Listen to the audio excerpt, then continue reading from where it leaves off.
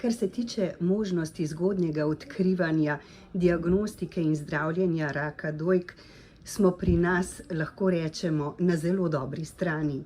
Imamo program Dora, ki je uspešen, udeležba žensk, ki so vabljeni k preventivnim presejanjem, je dokaj visoka, precej visoka. In potem, ko se začne klinična pot, so rezultati lahko zelo dobri, zares dobri. In ob tem velja vsekakor omeniti, da so v zadnjem obdobju na voljo tudi nova zdravila. Zato bi vas vprašala, kakšni so rezultati zdravljenj, kako je s kakovostjo obravnave in kakšni so še izzivi na tem področju. Tako je. Slovenija je ena izmed redkih držav v Evropi oziroma po svetu, ki ima vpeljane vse 3 presejalne programe, ki jih priporočajo tudi priporočila, to se pravi Zora, Dora in Svit.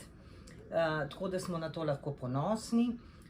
Udeležba v presejalnih programih je visoka, recimo v Dori je bilo v letu 2 zadnji podatki, kar 78% udeležba žensk, na kar smo lahko pravzaprav tudi ponosni.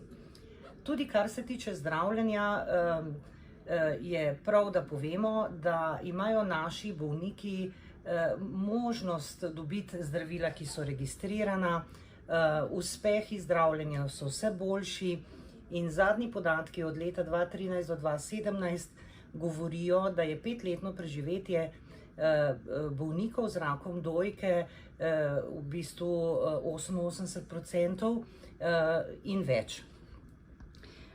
Bolnicam z rakom na prsih, ki jih v približno 70% deležu zdravite na Onkološkem inštitutu, pa so na voljo tudi nove možnosti, tudi novi programi. Katere novosti ste uvedli v zadnjem obdobju? V zadnjem času smo uvedli kar nekaj novosti, predvsem z namenom opolnomočiti tako bolnike, govorimo o bolnikih, ker pač za rakom dojke lahko zbolijo sicer redkeje tudi moški. Vse z namenom, da opolnomočimo bolnike in seveda tudi njihove svojce.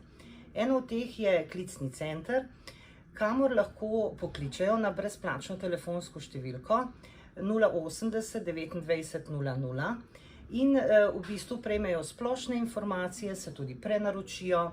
Pred prvo obravnavo na našem inštitutu lahko dobijo triažo in novost, na katero smo zelo ponosni, je možnost zdravstvenega svetovanja vsaki dan od 8 ure do 15, kjer v bistvu strokovnjak lahko bolnikom svetuje v primeru novo nastalih težav. Poleg tega smo uvedli podporno oskrbo bolnikov, to se pravi, z anketiranjem probamo ugotoviti njihove težave in glede na njihovo intenziteto izraženosti jih usmerimo potem ali na psihoonkologijo, protibolečinsko ambulanto in ostalim strokovnjakom pač glede na vrsto težave. Naslednja stvar, katera se uvaja, je celostna rehabilitacija za bolnike z rakom dojke, kjer se individualno obravnava vsakega bolnika in glede na težave usmerja k določenim strokovnjakom. To je tako na fizikalnem področju, kot na psihosocialnem in seveda tudi poklicna rehabilitacija.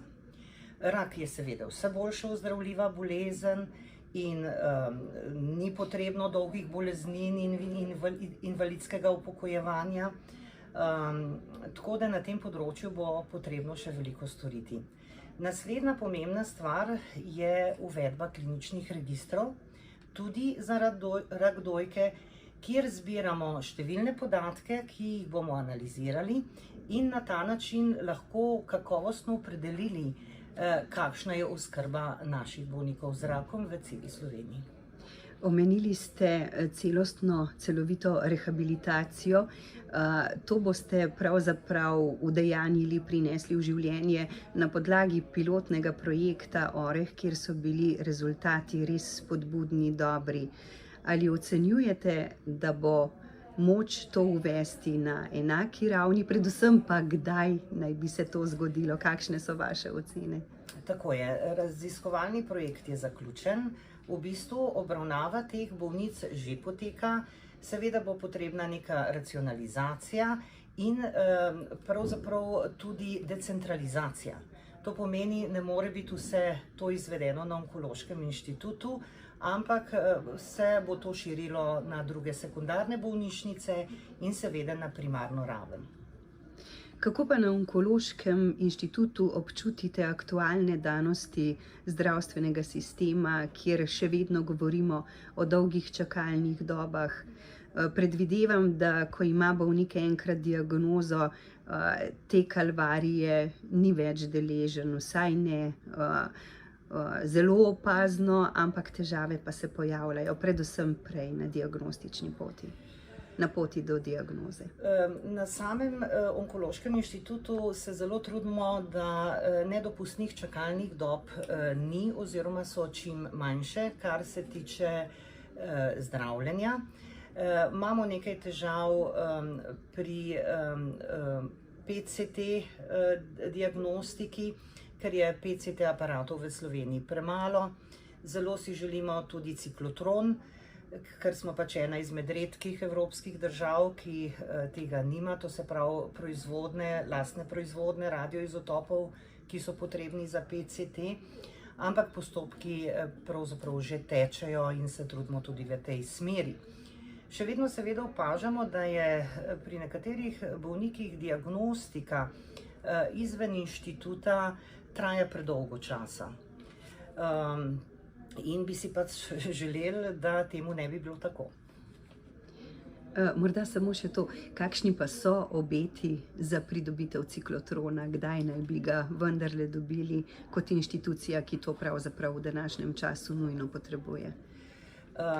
Zdaj težko rečem, smo precej aktivni skupaj z UKC Ljubljana in UKC Maribor, ker mi smo pač 3 inštitucije, ki PCT aparate imamo. Nekako strokovno vidimo, da ciklotron bi moral biti umeščen nekje v centru Slovenije zaradi distribucije, ker radioizotopi imajo pač krajšo življenjsko dobo, a ne.